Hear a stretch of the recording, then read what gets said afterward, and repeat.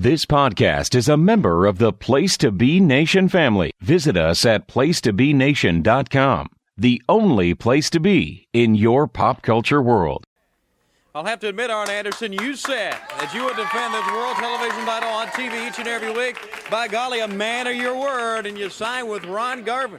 What do I have to do to prove myself, Tony Schiavone? I haven't signed nothing with Ronnie Garvin. What do you mean? All I did was lay out an open contract. He's the one that signed it, and I don't know whose idea it was. But I've came out here every week and defended this title like I said I would, as a man, as a champion. And now you're going to make me get on national television out here with Ronnie Garvin. He's not a top contender. What he is the Charles Manson of the wrestling world. I look in Ronnie Garvin's eyes, and I don't see anybody there. You understand what I'm saying? I don't want to get in the ring with that idiot, especially not on national television where my credibility's on the line. I don't know who's making me do this. But the fact is, it's already been signed, and I do have to do it.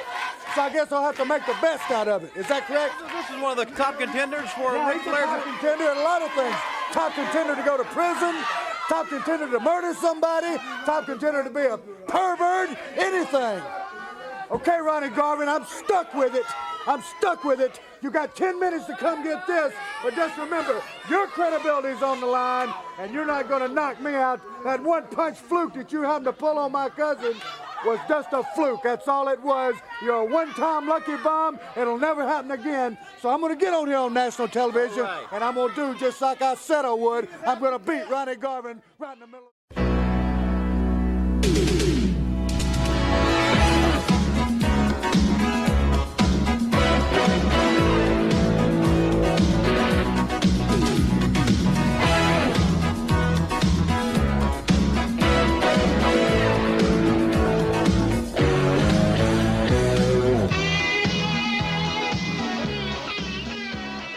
Place to Be Nation Wrestling. Welcome to episode number 33 of NWA Crock and Roll.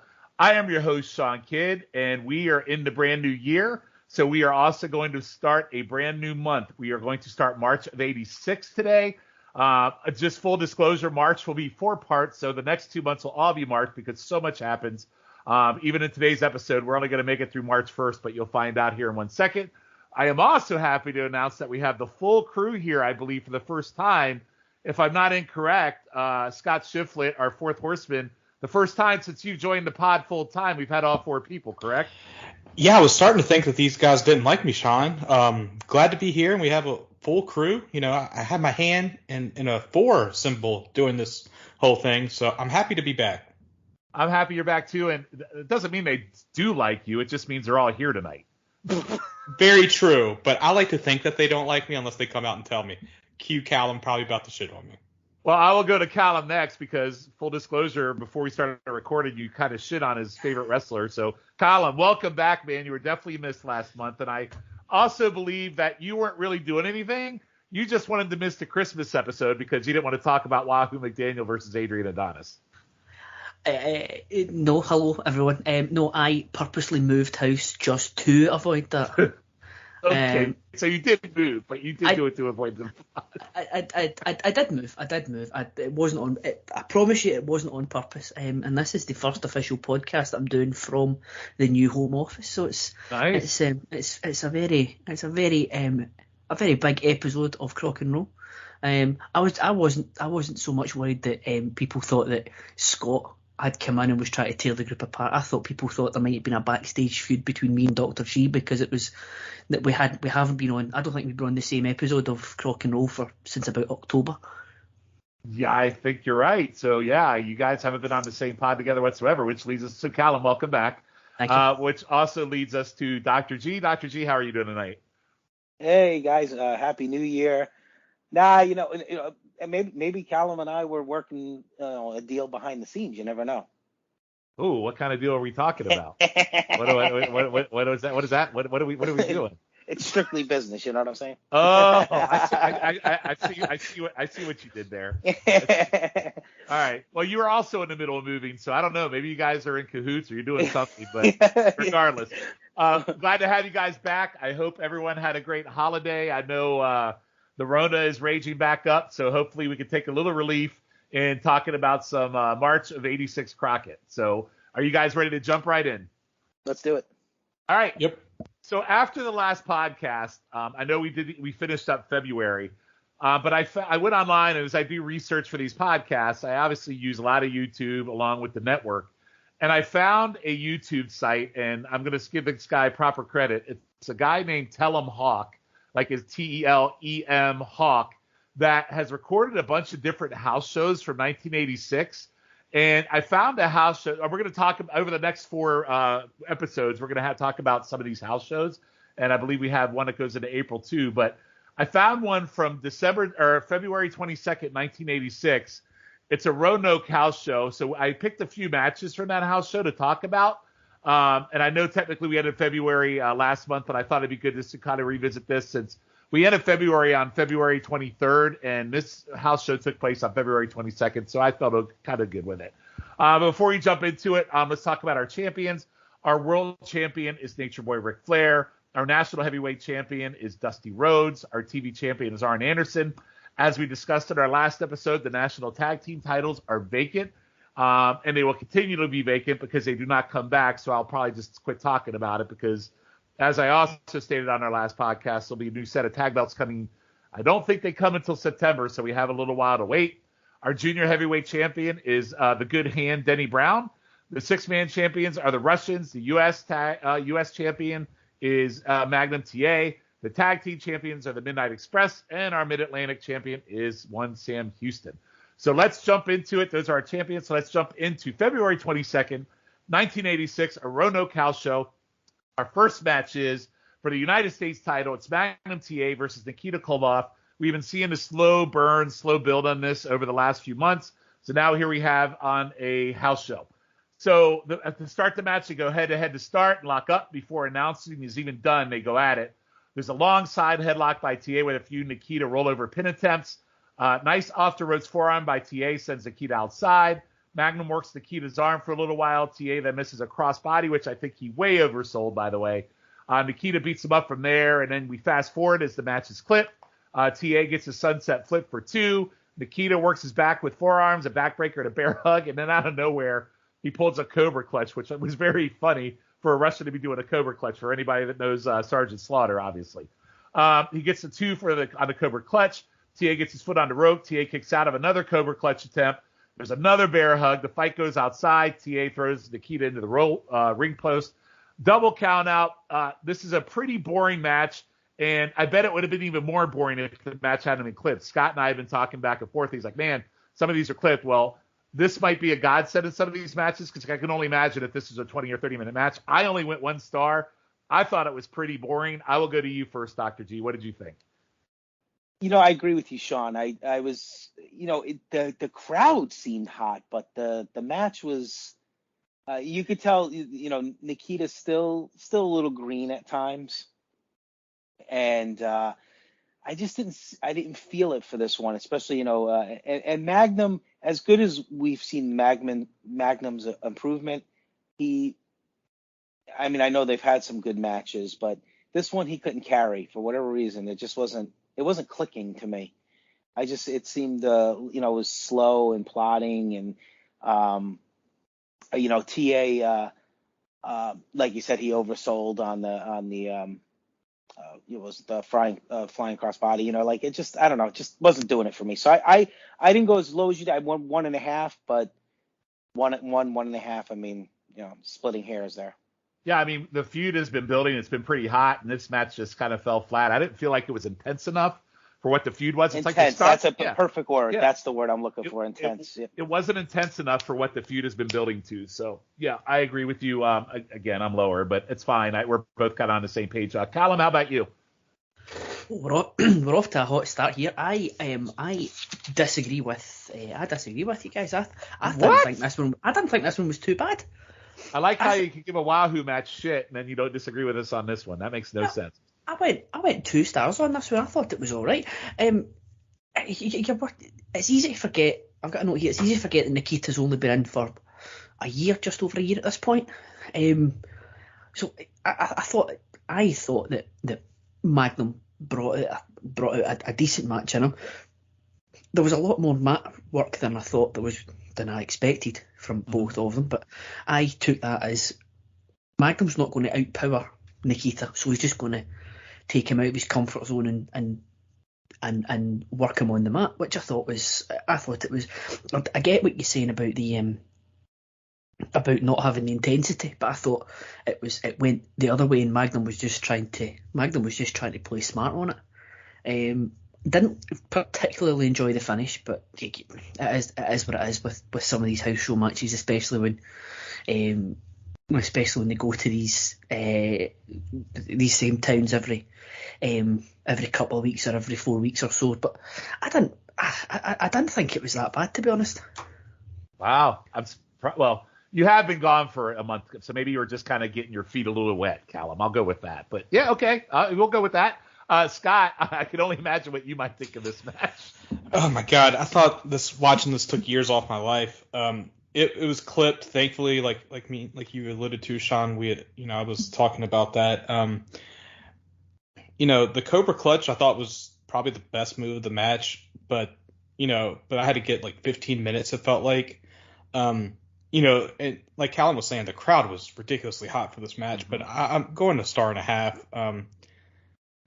I hope that these matches that they're building to are better than this, because if not, this best of 7 might feel like best of eternity that we're building to. It's not the only Magnum Nikita match we'll talk about this month, so we'll see how the next one is. But it's a long journey. Like, even watching this in '86, I didn't realize, like, I remember the best of 7, but I didn't realize this feud literally started in January. And the build. I mean, I've said it before. I can't imagine doing a 6-month, 7-month build in current day world of wrestling, and they've done a really good job with this. But you're right, it's also a house show, so they got to keep that fire burning there. So Colin is a high one on that. So let's jump into our next match. This match on paper, when I saw it, I'm like, holy shit! So it's our World Tag Team Champions, the Midnight Express, versus Ron Garvin and Manny the Bull Fernandez. And I don't think, correct me if I'm wrong, but I don't think we've talked about the Bull too much since Starrcade, have we? Since Starrcade '85, he's kind of been MIA a little bit. Am I right? Yeah, I think so. Yeah. All right. So I was very happy to see him, because we've always liked Bull. So good to see him. It's been a while. So Garvin to start the match smacks Condrey with a towel, which popped me. That's pretty funny. There's a funny spot where Garvin backed into the corner in the Midnight Express tag. When he slides under, he chases Cornette into the ring. Manny does the same thing on a crisscross spot when he's in the ring with Condrey. He chases Cornette as he slides into the ring. The crowd, like you guys have said, is just molten hot for this match. This Roanoke crowd is on fire. There's another crisscross spot, and then Manny shits the bed bad on the leapfrog, but he recovers good with a backhand chop to Bobby. Garvin's back in. He's toying with Condrey on back scratches and eye pokes and biting. Then Bull bites Condrey from the outside. Garvin gets a nice flying head scissors on Eaton, and then Bull comes in and does the same. Bull and Garvin were cheating a little bit on not tagging behind the rest back, which I thought was fun. There's more head scissors from Garden, and then the Midnight Express finally get the upper hand on this Eaton trips Bull from the outside. There's really great heel tag work by the Midnight Express as they work over Bull. Then there's a hot tag to Garvin. All four get in the ring. Garvin gets a sunset flip, but the ref is distracted. There's a nice sequence where Bobby misses a drop kick. And Garvin gets a 2 count, and there's a sleeper to Eaton. Bull and Dennis fight. Condrey gets the racket, smacks Garvin with it for the DQ. The Midnight Express beat up the faces, and then Manny fights back, a chair to Eaton. I really love this match. Hot crowd, a lot of fun. I would have loved to see this at a house show for a house show. You don't get house show like matches like this today. I went 3.25 stars. I really enjoyed this. Colin, what did you think? Along the same lines, it took a wee while to get going, but again, it's played in front of a hot crowd, so they don't want to, milk it for all it's worth. I don't blame them for that. I made a note about the ugly bump that Manny and Eaton took. Was a slight bit of miscommunication there. I've just got it, instead of a leapfrog, it's just like a dick thrust, because it just looked really, really. It didn't look great for either guy. But I got 3 stars on it. I thought it was very good. And just a bit of some side research as you were talking there, Sean. Manny Fernandez only had one match on TV in 1980s on Saturday night. and it was in January, so he's been mainly on Mid Atlantic, so that's why we've not seen him as much. But he does do a loop against Arn for the TV title. So that would have been, I can imagine that would have been fantastic. We actually have a Manny TV title match against Arn coming up in April. We're going to talk about. So excellent. Can we just cut out some Wahoo for just that a couple of times? Well, our Wahoo spots are few and far between. We do have a house show with Wahoo, but you're okay. It'll be okay, Colin. It'll be okay. And also, here's one for you for YouTube Roulette, if you can find it. Manny Fernandez against Lincoln Mosley from the IWA Mid-South 24th anniversary show in October of 2020. Oh, God. Well, we are on the search on YouTube Roulette for the worst match. We were trying to find a match to beat that Tito Santana Bob Orton match as worst. Maybe that'll qualify. I think that might do it. Awesome. And by the way, I love Colin being back on the show. He's kind of a research expert. So, Colin, I'm really glad you're back. So thank you. Scott, how about you? Yeah, I really enjoyed this match. And people might think what I'm about to say, I'm sucking up to you, Sean. I promise I'm not, because you know me. They made Garvin look like a star in this match. He outsmarts Midnight Express at certain points. He gets the visual pin on the Midnights. I just love this match. I went 3 stars with it. Cornette had me laugh at the beginning because he threatens to hit a fan with a racket, which, Cornette always talks about how, they would stab the tires of the cars. Like, I think he said he was stabbed at one point. You can see why, because, Cornette was going to smack the hell out of this fan with a racket, and they just want to tear the Midnights apart. Midnights just look great as a tag team. I really enjoyed this match. I knew that Manny was going to be the odd man out here because it felt like they were protecting Garvin and the Midnights are the champs. But I just really enjoyed this match, and I wish I could have seen the whole thing. And what was your rating? 3 stars. 3 stars. Okay. And Dr. G, what did you think? I agree with Scott on this. I went 3 stars. I really, for some reason, it did look like, Manny was the odd man out in this one. It seems like they really wanted to bring Garvin to that main event level, and you could see it on all the shows now. I know he didn't win the championship, I think, until 87, sometime in 87, I believe, but they really, really were building him up. And the Midnights, their tactic, they just cut that ring in half, and they know how to work it. And Manny was the guy that really took most of the punishment. But and then Cornette. I mean, what could you say about him? You could see how people wanted to stab him, because he generates so much heat. It's amazing. And that's why he was one of the best managers in the 80s. So I thought 3 stars. I really enjoyed it. And these one of those matches where this was such a great find, but it would have been nice to hear some announcing on it. They are house shows. That's the downfall. We don't get the announcing. Oh yeah, no. I'm not criticizing. I'm just saying. No, I get it. You would love to. I would love to hear David Crockett, David Crockett and Siobhan. I just think it would be awesome. But it was a really good match. A nice find here from you. Yeah, good find here. So we'll have more house show coming up, I believe, later on as well, because we'll have a house show from Charlotte, North Carolina. We're going to talk about as we end the show tonight. All right, so we'll move on from that, and we are officially going to jump into March 1st of 1986, and we're going to the Saturday night show. And the show is going to open up with Garvin and so we're going to have a couple promos here between Ron Garvin and Arn Anderson, and then we actually have a TV title match between them that we'll talk about. So I'll talk about the promos first, ask your guys' thoughts on what you think about the 2 promos between them, and then we'll talk about the match after that. So Garvin's out first. Tony brings up the Flair knockout punch that we talked about from February. But today it's a TV title shot at Arn. It's 1 fall in 10 minutes. Garvin calls Arn a bad dude. He brags a lot, and he has an open contract. Garvin likes to be in the middle of the action, so he put his name on the open contract. If Arn is better than him, he has to prove it. If he beats him, it makes it right for him and Flair, who he hasn't forgotten about. What Flair thinks of him might not be good.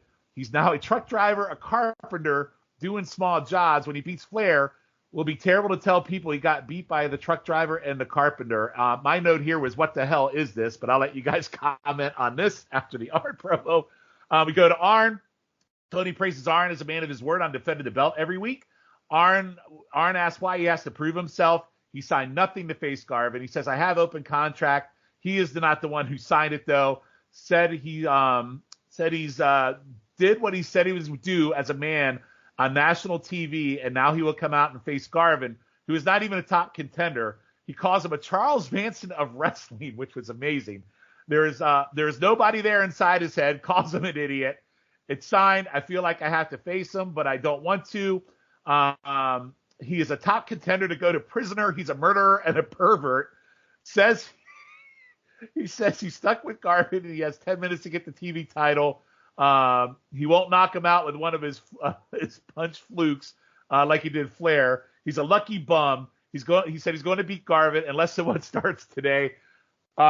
First off, the Arn promo was absolutely amazing. His comments about Garvin were absolutely spot on. Garvin's promo, I have no idea what the fuck he was talking about, the Carpenter and all that, but I will go to you first, Scott. What did you think of these two promos? This is like the second bad Garvin promo that we saw, because we saw one, I think, with last month where he was doing that pro PW Spotlight where he was answering that fan's question with his Canadian tuxedo. Yeah. So maybe he should stay away from a microphone. Correct. But on the other side, oh my God, Arn's promo was amazing. Craps all over Ron Garvin, says he isn't a top contender, but then you said with he's a top contender to murder someone, go to prison and be a pervert. And the way he said pervert was just so great. And you want to see Garvin get his hands on Arn, because Garvin at least was, kind of nice to Arn, saying that he's a bad dude and he wants a shot. But Arn's just like, no, you're a pervert. And I just love it. I can't wait to see a match between these two. Yep. All right, Colin, I'll go to you next. These were bizarre. Bizarre is a very good word for this. I wondered where Garvin was going with the Carpenter stuff. I've got a note here saying we just about got there in the end, but did we? Thinking about it, I don't know. Arn's interview was good. It was typical Arn. It was excellent. It went off on a strange path as well with Charles Manson and stuff like that. Pervert and a murderer. Yep. It was a different time. I don't think. Brock would probably get away with calling Roman a pervert and a murderer, to be honest, because it's Brock Lesnar. But I don't think the USA Network or Fox would be too happy at it. There was also the strangest part of it though, was that there was a USA chant coming from the crowd at Arn Anderson, who is from Athens, Georgia. Very strange. Although maybe they're starting to see through. Garvin's Atlanta accent as well, or Charlotte, North Carolina accent, wherever he's meant to be from. Yep. Yeah, so you kind of felt both of these promos were a little weird. I mean, Arn was good, but you still thought that was a little bizarre. Well, we go with bizarre. Well, that'll be like your new buzzword, like abomination. It was bizarre. Like the British Bulldog. Bizarre. I'm coming for you, you pervert, because I am bizarre. All right, Dr. G, what did you think? Callum, I agree with you on this. Although I love Arn. Arn's delivery was so much better. I'm like, what are these two talking about? It seemed to be all over the place. To me, and Garvin, Sean, just like you said, I'm like, what the heck is this? What is he, what is he talking about? Carpenter? He should never listen. This is the story of Ron Garvin's career that hurts him. He should never be anywhere near a mic ever his entire career. He's one of those that could have used a manager. Yes. But I will tell you this. I mean, Arn, even if he was, I don't want to say he was all over the place, but, we didn't really know why was he even saying any of that stuff. But he's just the way he delivers it. You just love it. Like I said, I've gained so much more respect for Arn going back and watching all this and realizing how great he really was. And even though it was just like, he went out there and was like, all right, well, I haven't really feuded with Garvin much. All right, let me just say what I want to say, and that's it. He just came up with things. That's pretty much what he did. He's like, you know what? I don't really know the guy. Let me just go out and call him a pervert, a murderer, or Charles Manson, and we'll just throw everything that we have. Exactly. It was entertaining from his side anyway. Ron Garvin, not so much, but Arn always entertaining. I was very entertained by the Arn promo. Garvin, I mean, listen, you guys know I'm a Garvin mark, but his promo skills are utter shit. And I'll just move on from there. All right. So we'll go right into the matches. Arn versus Garvin for the TV title. A lot of false lockups to start. Arn tells the ref to watch Garvin's fist, but then he turns around and punches Garvin himself. But Garvin sends Arn to the corner, and Arn bails outside. Of course, there's a lot of Garvin chops and headbutts. Arm work by both of them. More chops by Garvin. And Arn goes to the ropes. Arn takes Garvin down with a nice modified arm headlock, which I thought looked really good, and he keeps working Garvin's arm. Arn keeps holding. He holds an arm lock and drops him to the mat, which visually I thought looked really, really cool. Ron then works Ron gets control, then works Arn's arm. The crowd chants break it, because they want Ron to break Arn's, which is really, really good crowd interaction. I really do. One thing I love about Garvin, as much utter shit as his promo skills is, I really do like his body work because it always looks legit. Like when he's in there, he legit looks like he's trying to be in a fight, and he looks good doing it. Well, fast forward. Flair comes out because he's annoyed. The announcer said Arn feels like because they said that Arn, they feel like he's letting the TV title slip away, which pissed Flair off. He says, "Put your money on Arn." David Crockett starts giving Flair hell for Garvin knocking him out, which I thought was very funny because David Crockett doesn't care who he insults or he makes mad. He's just going to say what he wants. Arn gets a backdrop, and Arn starts working the back as Flair cheers on. There's a body slam, a bear hug. Garvin gets some forearms to the face to escape. Announcers say we are almost at the time limit. Garvin does a slam, an elbow, and a backdrop, cocks the fist. Arn bails. Garvin gets more chops. Arn checks the time. We are already past the 10 minutes, by the way. So I thought that was really weird because I clocked this. So whoever the timekeeper is, or the TV time, where they were really off about this. Garvin gets the honorable stretch, and the bell rings, and we have a draw. Flair yells at Garvin. Flair takes off his robe, but Arn cuts from behind, and we get the gourd buster, which visually is still a great-looking move. Flair comes in and smacks Garvin, and David Crockett calls him a brave man. You know, I thought there was some slow spots in this. I think it could have been a lot better, but I still thought it was pretty solid for a TV match. The 10-minute time limit kind of hurts it, even though I think they ended up going like 11, 12, or 13 minutes even. I still went 2.75 stars. It's Arn and Garvin, and I thought it was pretty solid. Colin, I'll go to you first. Yeah, I'm the same. You were never going to get anything other than solid from these two, really. It's just what you would expect from guys the caliber of these two. And again, I'll say it. I've not said it for a while because I've not been on. Two, we had the big hiatus with the cock block. But it's very. Arn is still 25 and not been doing this for that long, and he's this good already. It's frightening. This is why we have the TV title, though, so you can get two guys like this just to go for 10, 11, 12 minutes, however long it was, and give you a good match. So I'm never going to complain about that. And I've got to note that the TV title is like a proper main event championship at this point. There's no, given that, like, obviously you've got the Horsemen just starting up as well. The Mid-Atlantic and the junior titles are the only ones you can really call mid-card because you've got the national championship prominent, TV title prominent, the tag titles, there or thereabouts. So everything, everything that that they're presenting just now just feels big time. And it's something I've never heard before or since. Ric Flair was shouting when he was on commentary, "Come on, Arnold." I've never heard him called Arnold before or since. But it's because they're cousins. They're cousins, Cal. Oh, it gives him his. Oh, right, okay, I get that. It gives him his proper Sunday name. I just hope Arn returns the favour and just starts calling him Richard. All right, and what was your rate? Oh, what is your rate? Sorry, 2.5. 2.5. Okay, so I went 2.25, or 2 3/4. You went 2.5. I'll go to Scott next. Scott, what did you? No, I'm sorry, Dr. G. What did you think? You're next. I went 2.5 as well, just like Callum. A solid television match. Listen, I knew we weren't going to get a 3 or 4 star match on TV, but it was the 10-minute time limit. That was the whole thing with the the television championship. Obviously, even when we were younger, you're like, no title wasn't going to change hands here. So it was a matter of how you were going to get to the end in terms of like that draw. Ric Flair coming out kind of added to it. I thought that was funny about Arnold as well, because I never heard him ever called that. And Flair, going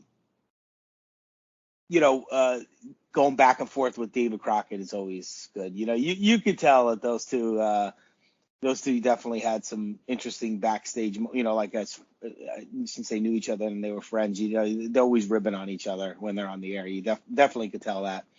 But I enjoyed it. I mean, obviously I would love to have seen a longer match, for the championship. I think things would have it would have been a better match. Although, like you said, Sean, it probably was a little bit more than 10 minutes. But you're right about Garvin.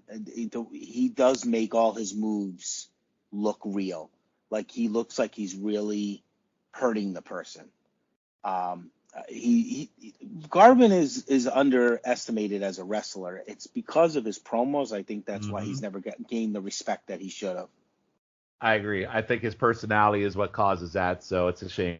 But anyway, yeah, Scott, go to you next. What'd you think? I really enjoyed this match, even though I gave it a 2.5 stars. I did love, like as Dr. G was alluding to, everything that Ronnie Garvin does looks real. Like he was headbutting Arn, and it looked like they were just killing Arn with the headbutts. And Ron, it's a Ron Garvin match, so he's just gonna chop Arn all over the ring, which I love. I did love that Arnold was selling the arm. My apologies, from Ronnie just working on it, and I did like that when Ronnie went for the punch, Arn just got out of the ring and let the time run out, which I hated as a kid when I was watching the TV title matches. I remember, I think it was, I want to say Lord Steven Regal doing that in 1993 or 1994 WCW. So I enjoyed that, but since it was just a time limit draw, 2.5 stars. And I love at the end where Flair kept his issue with Ronnie alive when he distracted him, and Arn, as you said, Sean, hit that gourd buster, which is a move that should be brought back today. I agree. Like the Gore Buster is such an awesome move, and he visually makes it look just so great. So I'm surprised that Cody hasn't picked that move up. That's actually shocking, to be honest with you. But I'd rather Arn keep it and not give it to that guy, or give it to Brock Anderson, or give it to Brock. Well, you never know. Brock Anderson might pull it out if he ever gets on TV again. Yep. So we'll move on from there, and we're gonna go to 2 promos between Tully and Dusty. I'll talk about the promos, and then we'll debrief on those. So Tully's out with JJ, and I love the opening shot. They do this shot right on Tully's snakeskin shoes. Tony says it's a sign of success. Tully says it's a sign of class as well, as he points out the yellow sweater around his neck. JJ says he's wearing shoes more expensive than Tony's suit. He says Dusty's in a helpless situation, like when you rent a penthouse on a 10-story hotel and a fire starts and you got to get to the first floor, but you try to climb down and you still only get to the 6th floor, which I thought was kind of a cool comparison. Dusty is out of runs and he's out of time, so soon he will be out here not just sharp as attack, but polishing his new title. Tully, this is Tully talking. Says he said 6 weeks. JJ said 4, but for 3 weeks he hasn't even been in the ring with Dusty, so there's been no chance to win it. Contract signed. There are 2 matches this week, 2 different nights. Dusty's in jeopardy. You have to pin me and shut me up. If you don't get the job done and I walk out with the national title next week, I would have dealt with the dealer and put you back in your place. JJ and he will be jet flying, limo riding, woman on each arm. I don't have to wear jeans or ride a horse. I'm from he goes, I'm from Texas too. I'm Texas rich.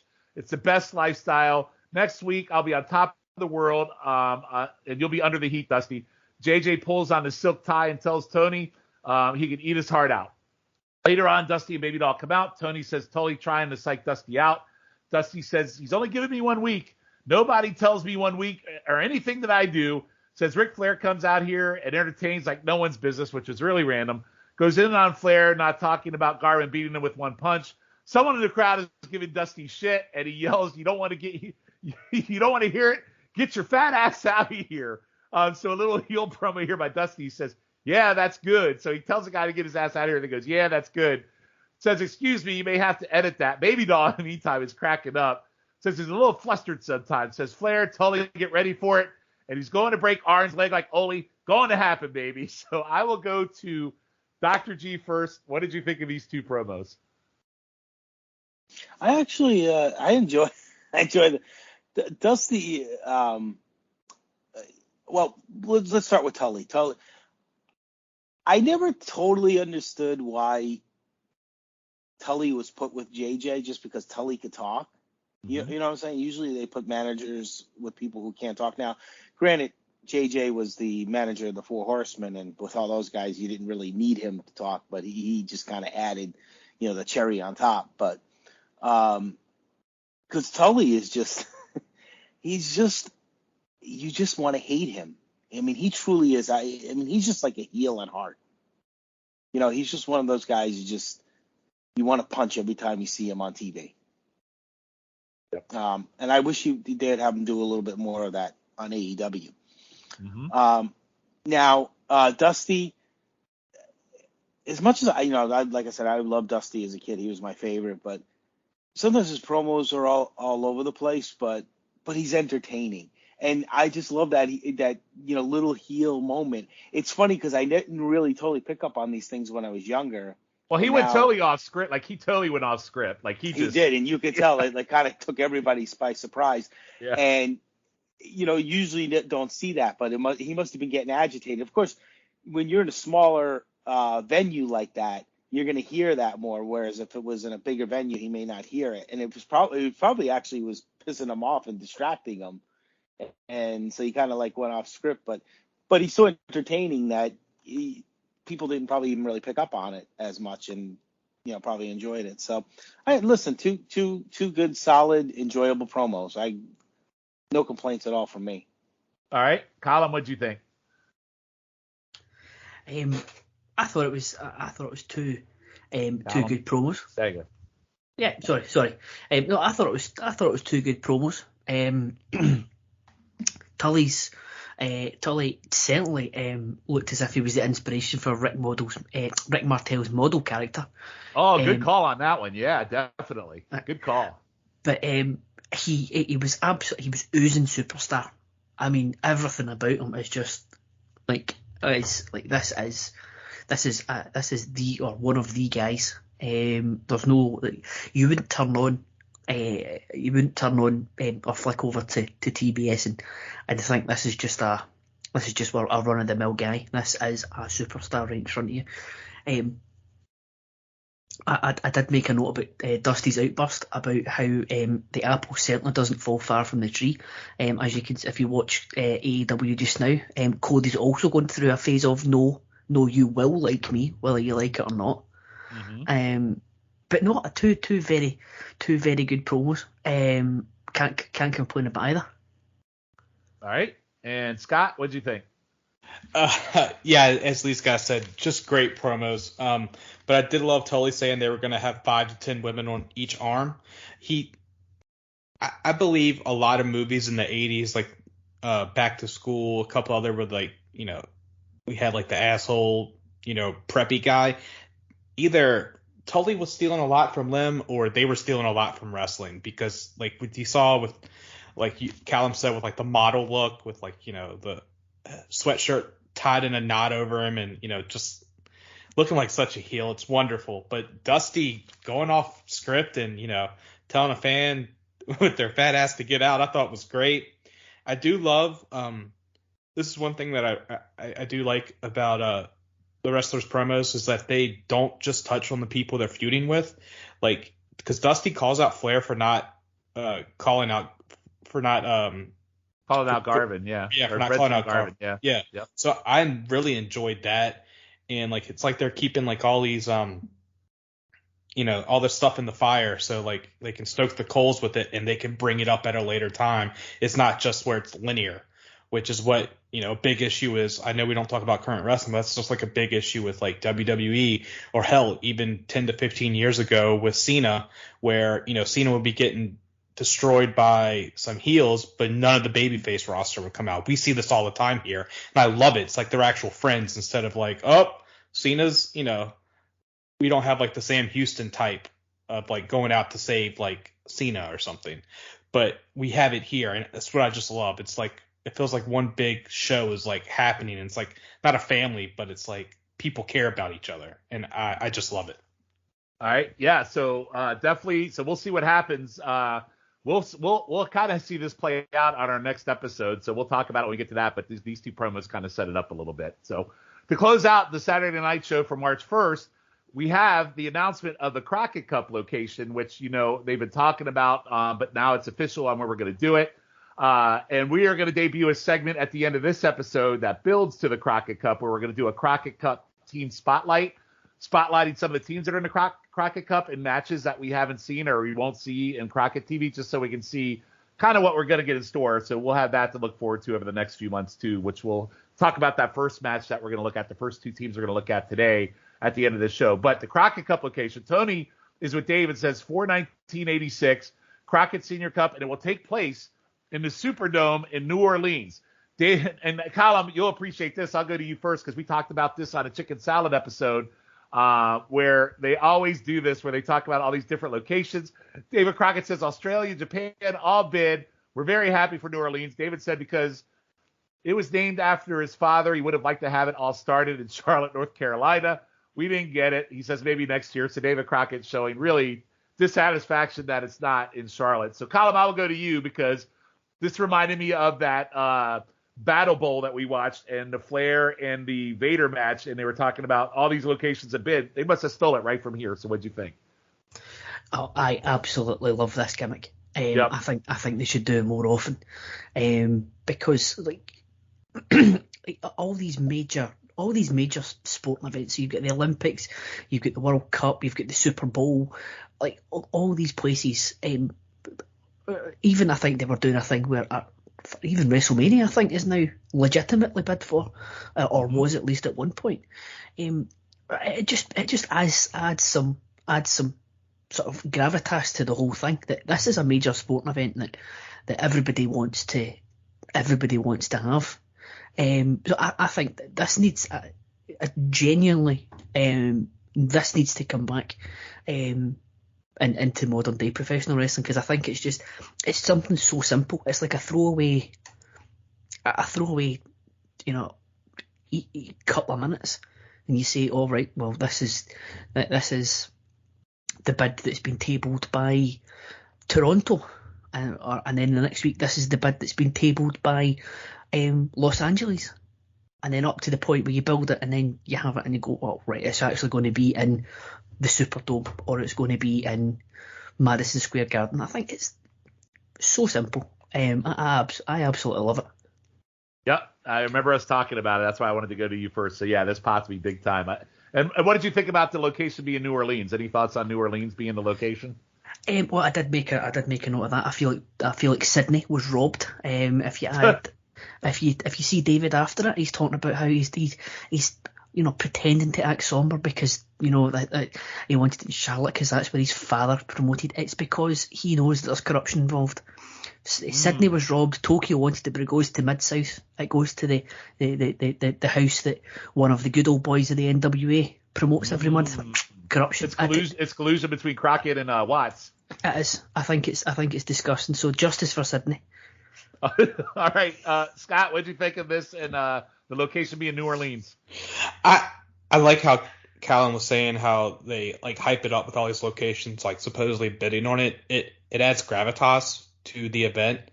And they even like said like the Super Bowl was just here, which I know the Super Bowl has been took place in the Superdome many times, and I just love it. I believe don't kill me, Dr. G and Sean. I believe the current version of the NWA does their own Crockett Cup. Is that correct? They have not done one since COVID started. Okay. But we're hoping they do, but this year, but we'll see. Yeah, I would like for that to either come back, either to NWA or AEW, because AEW, I could see doing something big with that. I mean, they're bringing back Battle of the Belts later this month, so which is a NWA Crockett idea. I'm pretty sure Florida. I can't remember, but I just love this. We had never seen the Crockett Cup before, but it seems like a big deal already. And if I was a fan in 1986, if I was alive, I would be like, I need to figure out a way how to get to the Superdome. Well, the good news is we'll get to watch it and talk about it when we get to the month of April. So it's kind of starts all here. Dr. G, any thoughts on New Orleans being the location? Well, I think New Orleans was chosen. I think it would have been in Charlotte, but I think, at that time, I don't think Charlotte had a venue. You hear, New Orleans and the big location. I think that kind of makes it seem bigger. And listen, I always said this: if Crockett had, they were pretty good promoters, but if they had that kind of mind like Vince McMahon had, I think the NWA would have remained. Because they did the right thing here by making this seem big. All these cities were bidding for this. It seemed like David Crockett must have disagreed with his brother or something, because he definitely threw in that crack. It was kind of that made no sense. It felt very realistic, like there was something there, right? Yeah, it definitely seemed like there was something there. But I like the fact you pick a place where. What was it, a few years earlier where Michael Hayes and JYD had like 30,000 there. So, has a little history. I think picking that location was not a bad idea. I think because of being called the Crockett Cup, it would have been nice to have it in Charlotte, but I think they wanted to draw a bigger house. And I think, remember, there was not as many big locations back then as there is now. There's so many stadiums now and so many, I think that was probably the reason why they went down to New Orleans, and obviously working with Watts as well. The Mid-South at this point, as we'll talk about, has a lot of hot tag teams in itself. It's got the fantastic. Exactly. Yeah, they needed herders. Many. They needed to hook up with a territory that had many tag teams. So I think that was a smart idea, and it was neat. It was nice. It's nice. It was a nice pump up. It was a nice. Watts could have said, "Well, you can use my teams, but I want it in Mid-South." I could see Watts pulling that on him. Oh yeah, definitely. Yeah. All right, cool. So that ends the March 1st Saturday night, and we are going to jump to the same night, March 1st, 1986. We have another house show from the Tell 'em Hawk YouTube channel on YouTube. So go check this out. We are in Charlotte, North Carolina, and we have 3 matches to talk about from here tonight. Our first one is Flair versus Garvin for the World Heavyweight title. So I'm all in on this. Tommy Young is the ref, which I am not in on because you know how much I hate Tommy Young. Flair's talking smack to start, and he's hiding in the corner. It's his typical start with chops, punches, the feeling out. Garvin tosses Young aside several times to get the Flair, and again, his chops are just crazy. Garvin gets a backdrop, lands a hands of stone at like the 4-minute mark, and gets a 2 count, and then more chops. Flair does one of his famous face plants. There's arm work and more headbutts by Garvin. Flair fights back with chops and a hip toss and throws Garvin outside. There's a front face lock to Garvin in the ring, and then his foot is on the ropes as he attempts some pins with his foot on the ropes. Garvin fights back, gets a Boston Crab. Garvin with more punches. Flair goes down for 2. There's a nut shot by Flair, and then he goes for a suplex, but Garvin gets a small package for 2 of his own. Garvin's thrown outside again. Flair goes after him, and the crowd is just throwing trash at Flair. Back in, Garvin does a body press for 2. More back and forth. Flair tights are down, and now we see Flair's ass. And Tommy pulls him back up for him, which I thought was pretty funny. Young pushes Flair down when Flair touches him. Sleeper by Garvin. Trade pins on a backslide. Flair's punched over the top rope. Flair later gets a figure 4. He actually gets twice. He gets 2 figure 4s. As he continues to work the leg, there's more Flair butt as 2 of them go back and forth, so you get his butt showed twice. The 2 go back outside, and there's a double count out. But Garvin keeps pummeling Flair and knocks him out. This was 33 minutes, guys, and it was stiff. I thought it was great. I don't think it ever really slowed down. I mean, obviously I hated the ending, but again, another house show ending, like we talked about with Nikita Magnum. I actually went 3.5 stars on this for a 33-minute house show match in 1986. I would have been thoroughly pleased. Colin, I will go to you first. What did you think of this? Yes, it was wonderful. It was I went 3 stars on it. I thought it was it was there was no stopping. There was no slow points in it. So I thought it was just it would be easy for. I mean, we've seen matches that are going to go a reasonable length, and you could be forgiven for any of the guys just to sort of not half-ass it, but certainly pace themselves. But this went at a fair clip the whole way through. So I thought it was absolutely brilliant. All right, Scott, what'd you think? Yeah, I went 3 stars on this. I really enjoyed it. And one thing, like Ronnie Garvin got a nice Boston Crab on Flair like halfway through the match, which I thought was great. And Ronnie was selling his leg from the figure fours, that Flair, because he was using the ropes for that added leverage, which I really enjoyed. I did enjoy that Tommy Young was letting them fight outside the ring for a little bit. These guys were just going at it. Their chemistry is just off the charts. I think this is really a forgotten Flair opponent where they just brought the best out of each other every match. I just really enjoyed this. It's a house show. We're going to get the double count out, which I'm okay with because I want to see more. And at the end of this, Garvin's standing tall again while Flair has to be helped out. So Garvin has Flair's number confirmed. I agree. Dr. G, what'd you think? I went 3.25 stars on this. I remember this feud, but wow, I tell you the truth, Ron Garvin doesn't get the respect that he deserves as a Flair opponent because, you had the Ricky Steamboat Flair at the end of the 80s and with Sting and, even as an opponent, not necessarily the matches being, 3 or 4 stars, but with Dusty, the big feud that Ronnie Garvin kind of gets forgotten. And I tell you, the match was action-packed from beginning to end, which that's not always the case in a Flair match, especially a longer match.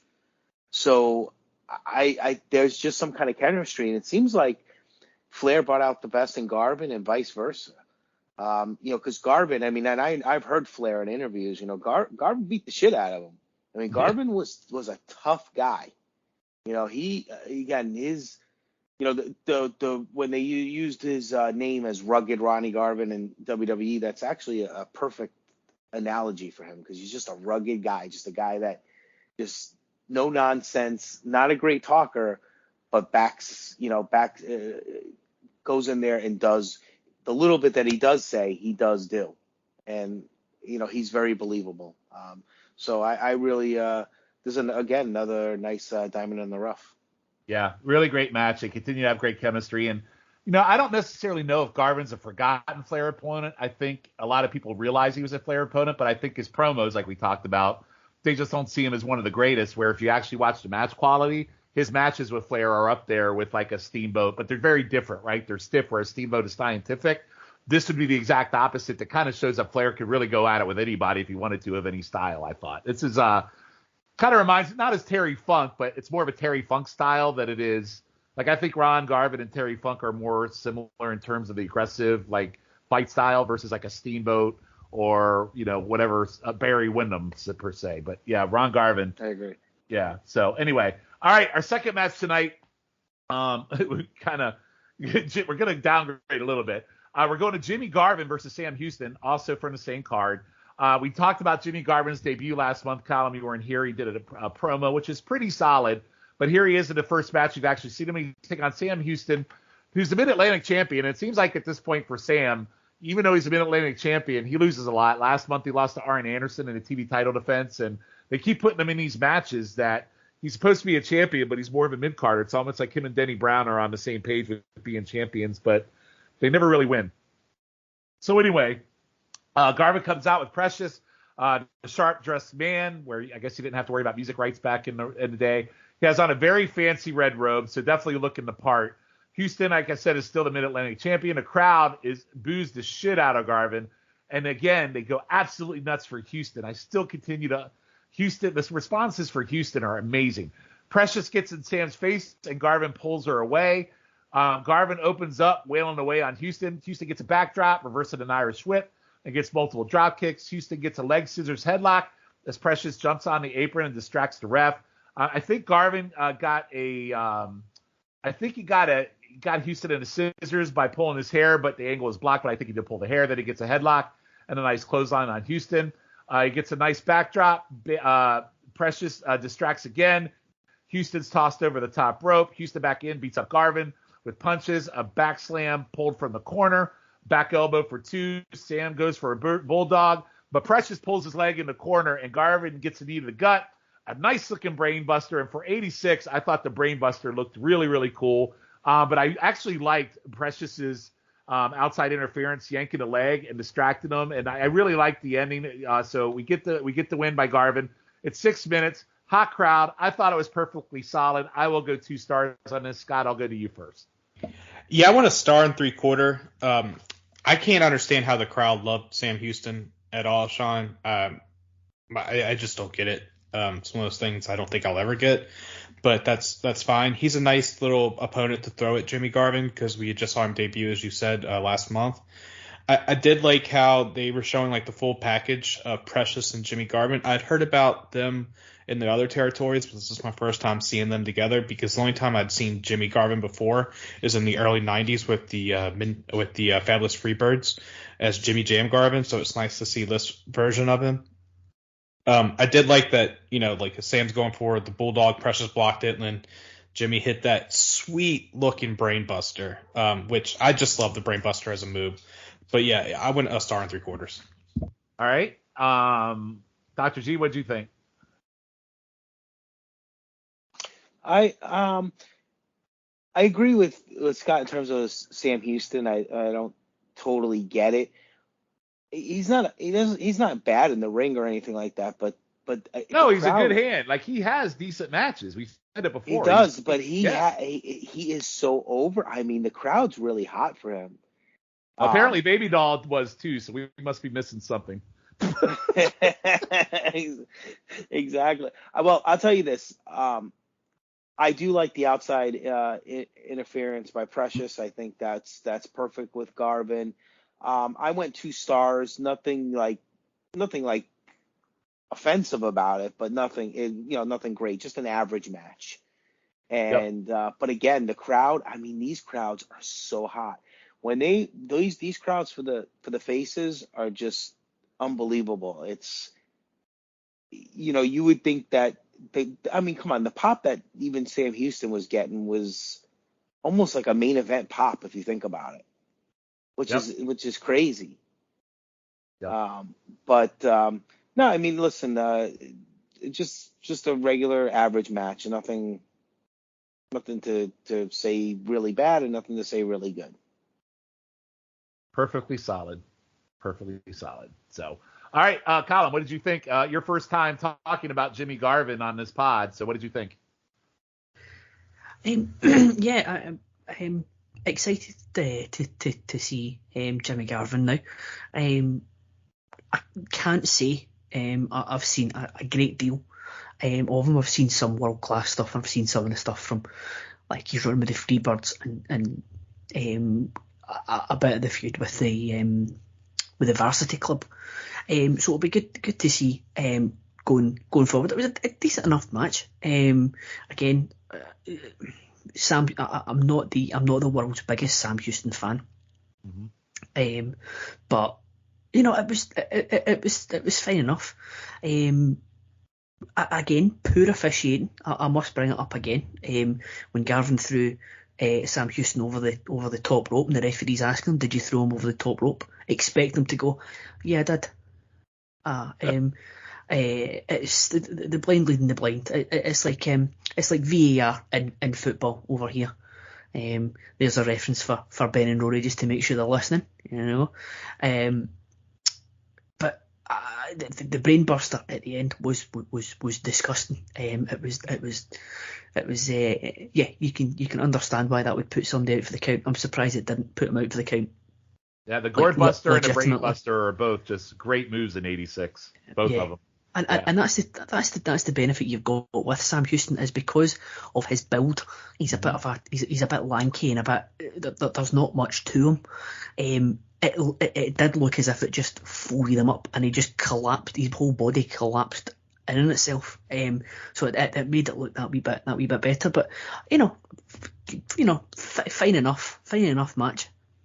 All right. So yeah, solid match. So good debut for Jimmy Garvin from a wrestling perspective with a really great finisher, by the way. So it'll be interesting to see the Jimmy Garvin journey as we go through 88, as we go all the way through 88 when we end this podcast in December of 88. So it'll be good to watch his journey. All right, our third and final match from this Charlotte house show is the Koloffs and Baron Von Raschke versus the Warriors and Dusty Rhodes. And I would have thought it would have been for the six-man titles, or the six-man trophy, so to speak, but unfortunately it's not for the titles, so probably kind of tells you how this match will end. Warriors and Dusty Rhodes hit the ring, and the Russians bail out. Ivan and Hawk start, and faces take turns using Ivan as a ping pong back and forth. Hawk gets a press slam. Dusty outside is being full-on Dusty, strutting on the apron. There's a flex-off between Nikita and Hawk. I love the intense false lockups that they have, and Hawk drop kicks Nikita outside, and then he slams Ivan and slams Baron Von Raschke. Really, really good energy. Back in, we get Animal, who gets a bear hug on Ivan, Baron Von Raschke, and then there's a tag to Dusty. Dusty off the rope to Baron, comes back at Baron. He does dancing punches, and he's just on fire, and Dusty's feeling himself. Hawk comes in and does a slam to Nikita, but he misses a clothesline for the second rope, and then we cut to later in the tag to Dusty, and the heels are working over Dusty. Ivan throws him into the ring post outside. There's a long bear hug spot by Nikita. We get a claw by Baron Von Raschke, which is way, way too long. Dusty gets to the ropes, and then gets an elbow to Baron Von Raschke. It gets a tag to Hawk, who's absolutely on fire with a power slam, a flying shoulder block. All three are in the ring, and there's a huge brawl. Animal lifts Hawk as he comes across the ring and press slams him onto Ivan, which I thought was a really great finish for the 3 count. Heels clothesline Hawk with the chain after the match and beat him up until Animal makes the save. I actually thought this match was pretty fun. Obviously, Baron Von Raschke kind of takes it down a notch for me. But I really overall enjoyed it. I actually went 2.5 stars on this match. I actually enjoyed it. Colin, I'll go to you first.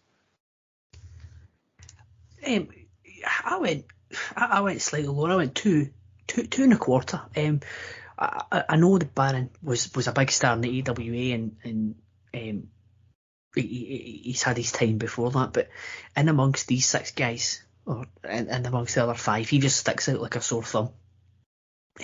From a Crockett point of view, it's just one of these things is not like the other. It might have been the same had Crusher still been there, but at least he'd been part of the sort of the Russians unit, and they are making the best of a bad situation when it comes to Crusher's injury. It was a hell of a lot better than the last few Road Warriors Russians matches we've watched, because on the last one I was on, they had an absolute. I can't remember where it was. Superstars on the Superstation. Superstars on the Superstation. Yep. Yeah, that was an absolute stinker. So this is the match. This is the match that when they were interacting with each other, this is the match that I wish we'd had then. The never-ending claw hold did take me out of it a wee bit. I did like the bionic elbow escape that Dusty did off the ropes, but if it had come about 5 minutes earlier, I probably it wouldn't have taken me out of the match so much. But I thought the finish was great, inventive, and that I'd never seen the Road Warriors do something like that before, and it was pretty well executed as well. So I thought that was a nice way to finish it off. But 2 and a quarter, nothing deeply offensive, and certainly better than we've seen before. All right, Dr. G, what did you think? I agree with Callum. I went 2 and a quarter as well. Again, another match where the crowd is hot, especially for Dusty and the Warriors. Baron Von Raschke, like I said, I think, what did we say? He was like only in his 40s at the time, but he just seemed like out of place in the match. I don't know. He doesn't do much for me. I never really did, to be honest. in any territory. But like Callum said, nothing offensive here. It's just a decently solid match. A lot of heat, a lot of Dusty doing his thing. The Warriors doing their thing. Nothing crazy. Just typical house match quality. But what were you going to expect out of this match? I mean, you weren't going to get a 4-star match. Just No. looking at but you wanted to be entertaining, which it was. Yeah, one thing I actually agree with Callum on one thing. I wish this has kind of been just the Russians versus. No offense to Dusty Rhodes. I mean, I love seeing Dusty in the ring, but if this had been the Russians versus the Koloffs, and we kind of saw the interaction between those teams, I thought they were the best parts of the match. Yes. I wish we had seen that match because I'm still waiting for that. They're in this feud, and we've yet to see that quintessential, really great, big man match that we want to see between these guys. But I got a little bit of that here, which probably makes it a little extra for me. That's why I liked it. So, all right, Scott, what did you think? You guys didn't mention the best part. Dusty was in Road Warrior paint. Oh, correct. Yes. Yeah, just a small little detail that I enjoy because. Yeah, he did that a lot. He does that a lot as they team up during their 6-man tags. Yeah. So I really enjoyed that. I did enjoy Hawk at the very beginning, able to get up Ivan for a press slam like it was nothing, like he was just lifting some dog food, like some 25-pound dog food. That was awesome. They did a good job of keeping Nikita strong because he really wasn't bumping around like a pinball, like you said, Sean. That was more Ivan and Baron. I'm glad that you mentioned Baron. I thought he was killing me with that claw. Yeah. That's how bad it was. And I gave it 2.25 stars. And I do like how in the post-match, the Russians were attacking with the chain. And then you see Animal just rip the chain out of the Russians' hands. And the heels just run away after that. I thought it was great. And hopefully it leads to maybe some chain matches, 6-man chain matches, or maybe some tag team chain matches with the Road Warriors versus the Russians or Ivan and Baron. But yeah, I really enjoyed it. All right, so that closes out our second house show of this episode. So pretty good stuff. So thank you to Callum Hawk on YouTube. We'll have more coming from him in the future. And we're gonna talk about one last match. So as I said earlier when we announced the Crockett Cup location, over the course of the next few episodes, before we get to the Crockett Cup, we're gonna kind of do what we call a Crockett Cup Spotlight match, and with teams that are actually in the Crockett Cup. And it won't necessarily be in our timeline, but it will be kind of cool to kind of go back and see, hey, who are these teams they're talking about? Because you might not know who they are, and see them in a match and see what we think of it. So our first match of this series actually isn't too far off from our timeline here. Actually, it works. It's from February 28, 1986. It is between the Fantastics and the Guerreros, Hector and Chavo. So from Mid-South. So it's a cage match, and apparently it's a culmination of a long-term grudge. We have Paul Bosch, a pod not favorite for all of us, on commentary. Kind of a different cage. It looks kind of short. So anyway, we start off, all four are brawling. Kern grabs something from the tights and wallops Charlotte with it, then throws him to the cage and bites him. Bosch is confused on who is who, so no surprise there. He doesn't know one Guerrero from the other. Lane throws Hector into the cage. Kern does a knee to the side of the head to Chavo off the ropes. Both Guerreros are bloody at the 3-minute and 40-second mark. Guerreros come back, cage shots and punches to the Fabulous Ones. There's biting. Now all four are bleeding. We get Kern, another ass shot tonight from Kern on a cage escape block for the Guerreros. Anyway, we get we get Lane butt as well. Sorry, I got confused there because there's a lot of butt going on in this match. Chavo and Kern battle back to the top of the cage, which I thought was a really nice visual. Chavo falls and dangles. The Fabulous Ones on Hector get a double elbow. Chavo back in, stops the double pile driver and tosses Lane off the top rope. There's a double pile driver to Kern by the Guerreros at a 3 count. So yeah, I mean, kind of a fight. I'll be honest with you guys, I wasn't overly impressed with this for a cage match.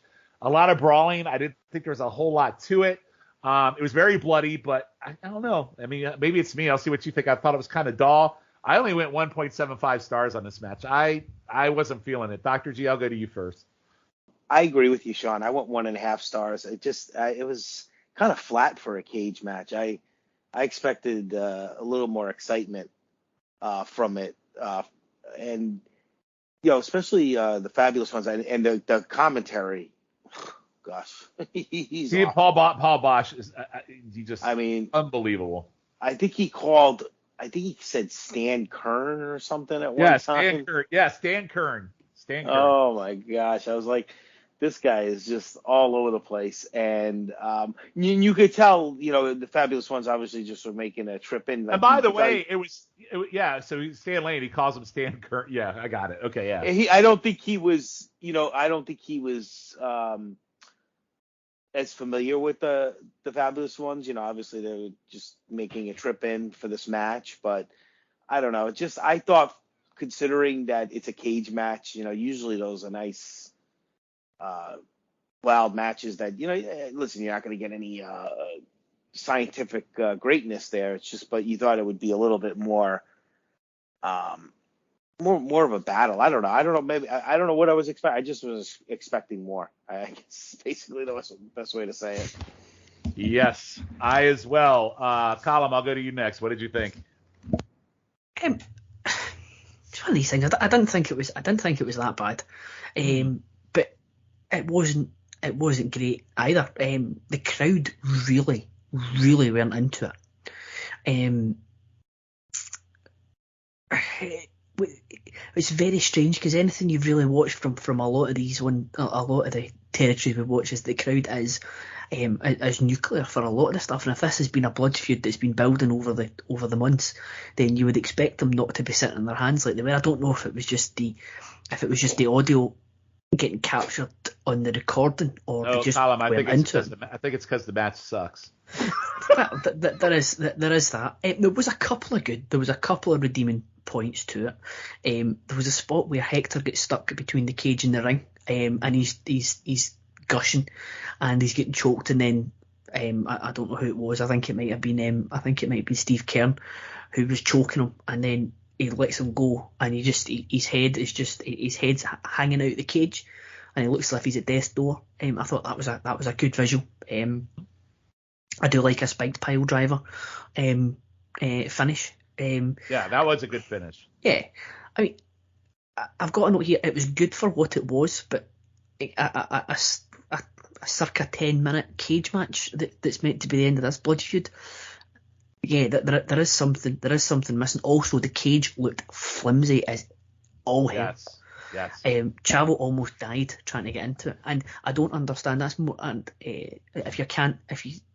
the promoter of the territory not being able to tell the difference between the two brothers, given that one has got an absolute whopper of a handlebar mustache, is quite frightening, and it would be for the first time in 2022 some good old fashioned Paul Bosch bullshit right there. But I mean, it was. And by the way, let's not mention mention two wrestlers that were pretty predominant in the Houston territory. They're Guerreros. Come on. I mean, yeah. The thing is, they don't look alike. I know they're brothers, but they're not exactly identical twins. Yep, I agree. It was fine, but no more than that. All right, Scott, close it out. What'd you think? All the talking points that I had, these guys and you hit marvelously. So I guess we're all synced up with what was wrong. Like I did love when Paul Bosch, but I didn't realize it was Paul Bosch, called Steve Kern Stan Kern. So he was just all over the place. The spike pile driver, as Callum said, was great.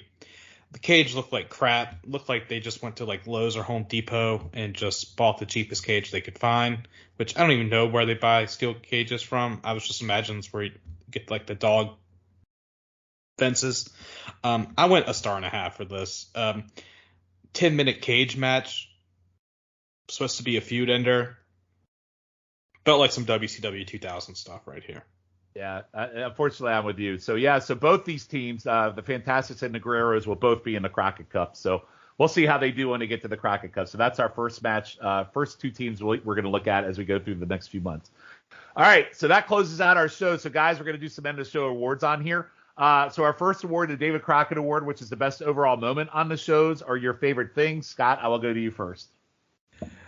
I'm going to go with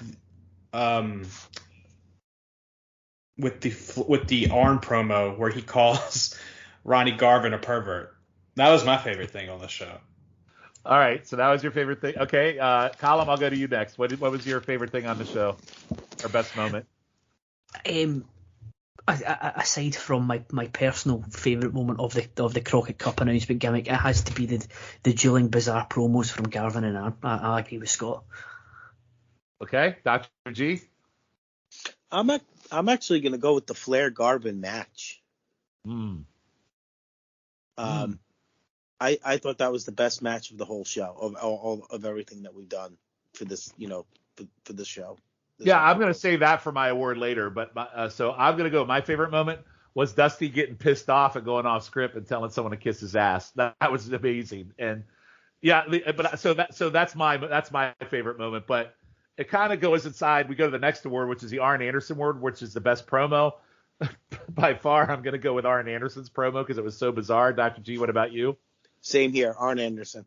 Column? It has to be Arn Anderson against Jimmy Garvin.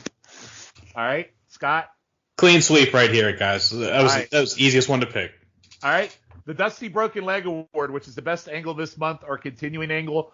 I'm going to go with Garvin and Flair because we got some of that at the end of the Arn match, and then we got the match as well. So I'm going to go with that feud continuing on. It's still going nice and hot. I probably would have picked Magnum and Nikita, but the match sucked so bad I couldn't. So I will go to you first, Scott. What was your best angle this month or continuing angle? I'm going to go with Tully versus Dusty because Tully said that he's going to win the title within 4 weeks. And now we're in the last week, and Tully straight up says, I have 2 times to beat you, 2 chances to beat you. So I love that. And, Dusty even alludes to it and says that Tully's the master of psyching people out. And we'll see what happens because, Dusty could even play into that Tully's in his head with Dusty supposed to be in the good guy, and then he's calling a fan a fat ass. So... I might have to change my opinion. I think I might have to change it. I think I'm going to go with you. You're right. Especially since I know what happens next month. I think I have to do that. So I'll go with you on that one. Colin, what's yours? The best angle this month or continuing angle? Yeah, I think I'll need to go with it as good as the Tully one. I still think I'll go with Flair and Garvin as well, because it's given us excellent matches and it's given us very bizarre promos. What more could you ask for? Amen. Dr. G? I'm having a tough time with this one, but I think I'm just going to go with the Flair Garvin just because, everything that happened when in the match with Arn and Flair getting involved, the match was so good. I do like the Tully Dusty angle. It was tough. I mean, either one, you're not going wrong. But I'm just because of the match, I'm gonna go with the Flair Garvin. All right. The Jimmy Valiant Award for worst match. That's an easy one for me. It's Magnum versus Nikita. Colin, what about you? Worst match. Worst match. Ooh, I mean. You like Magnum versus Nikita, and you like the matches better than we did. So yeah, I liked Magnum against Nikita. So it's a tough one, but I think I might actually have to go with the cage match.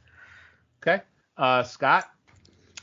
Even though I love the ending, I'm going with Jimmy Garvin versus Sam Houston. Interesting. Okay, Dr. G.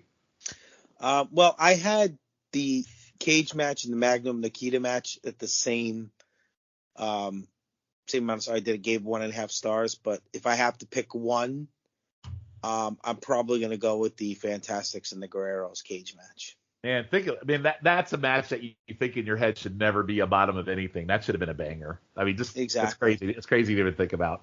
All right, the Magnum Award, which is the best match. I am going with Garvin versus Flair. Dr. G, I assume that's yours. Same here. Yep. All right, Colin. Make that me as well. All right, and Scott. Another clean sweep. This is very easy, guys. When the matches are good, they're great, and when they're bad, they're horrible.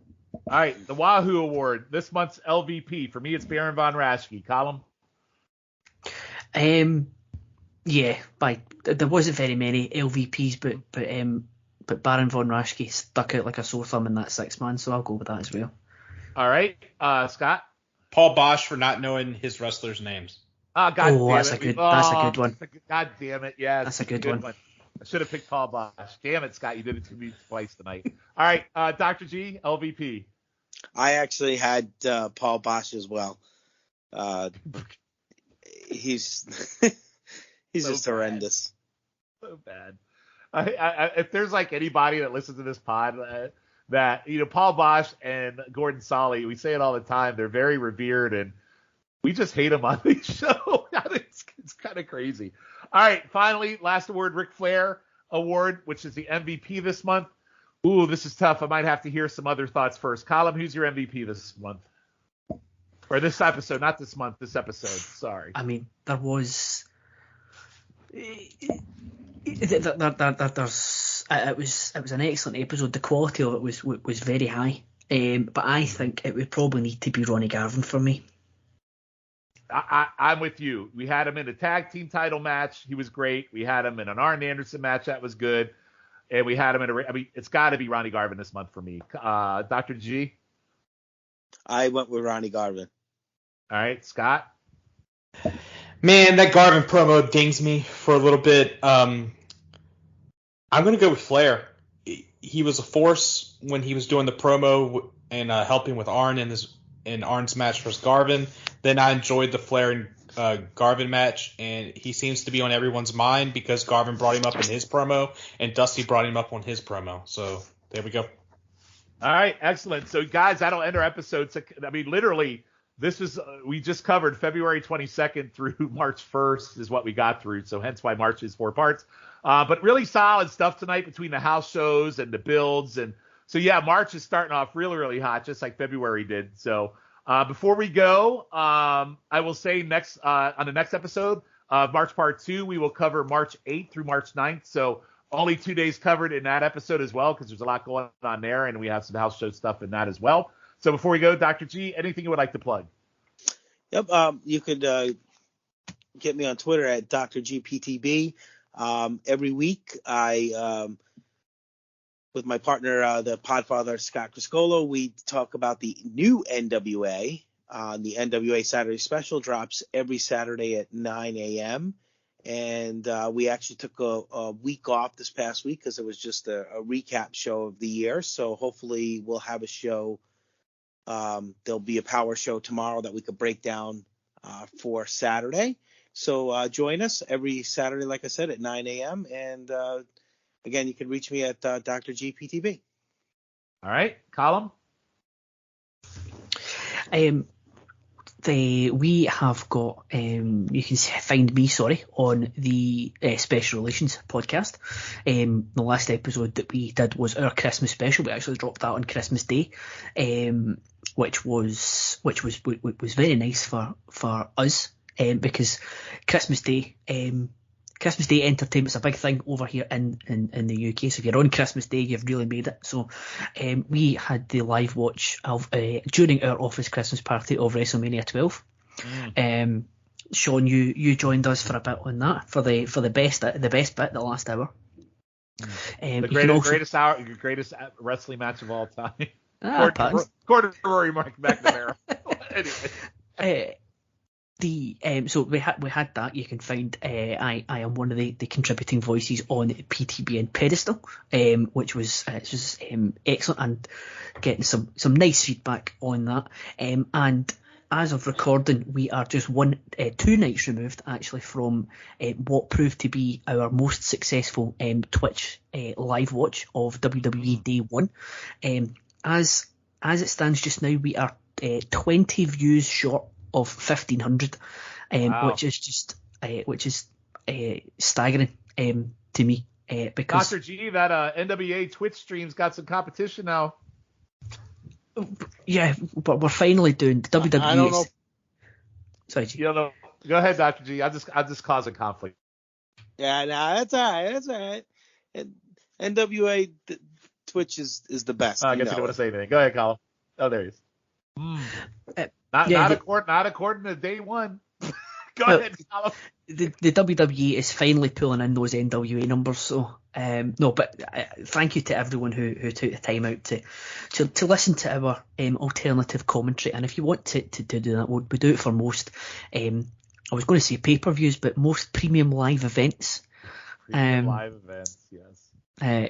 So we actually did it on 4 different platforms. So we did it on Twitch, which is twitch.tv/Place to Be Nation. We did it on YouTube, which we don't have a fancy URL for that. So if you just search Place to Be Nation, all one word, you'll find us there. We did it on Twitter, which is at PTBN YouTube, and we did it on Facebook, which is facebook.com/PTBN Live. So that might be how we've amassed so many views, but grateful, genuinely grateful and appreciative to everyone who took the time out to listen to our. It wasn't actually nonsense this month either. It was actually good stuff. So thank you again. So you just whatever platform you're on, if you could like, subscribe, follow, just whatever the terminology is on that, would be greatly appreciated. Yeah, that Twitch feed was a lot of fun. It's kind of like, well, I think the big thing between the NWA and the feeds that we did for normally we kind of let loose and have a good time on those Twitch feeds for WWE, where the NWA were more wrestling oriented. I think there was a good balance on this WWF pay-per-view, which I think WWE pay-per-view, which probably drew in a little bit more of the wrestling fans. So that was I thought it was a fun Twitch stream, Colin. So great, you do a great job on those. So thank you for doing those. Thank you. Yep. And Scott, finally, what do you got? Yeah, I can be found on Twitter at Scott_Shiflett, and I on some podcast here on the Wrestling Feed and the Pop Experience. I'm on YouTube Roulette with our host Sean Kidd, Logan Crossland, Matt Souza, and Jambalaya Jake Williams, where it's Mystery Science Theater 3000, except for we're watching wrestling, and it could be good wrestling or it could be bad wrestling, as me and Sean's picks have been all over the spectrum recently. Our last episode was pretty hot with Hanson and Terry. So it was a very, very Terry and Hanson Christmas. Yes, very good. Pop Goes to the Couch with Tim Capel, Sean Kidd, and Andy Atherton. We are all over the place at the start of this new year. We're not only covering Boba Fett, we're running through Cobra Kai as well, doing 3 episodes every podcast for Cobra Kai.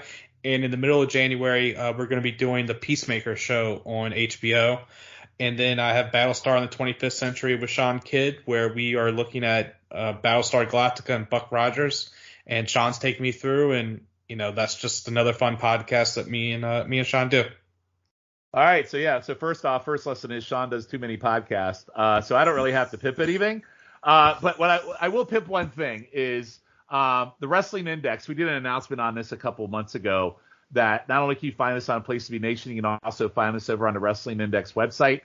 We actually have a full web page over there now that has all our content, every episode, our back catalog. So if you're listening to us on Wrestling Index or even from PTBN and you're just discovering it here, go back and listen to our catalog. It's shocking to me. We're on episode 33 right now. We started over a year and a half ago with April of '85, where Crockett basically bought the territory. We had a few months off there where we did some specials in between the great cock thing, peacock ache.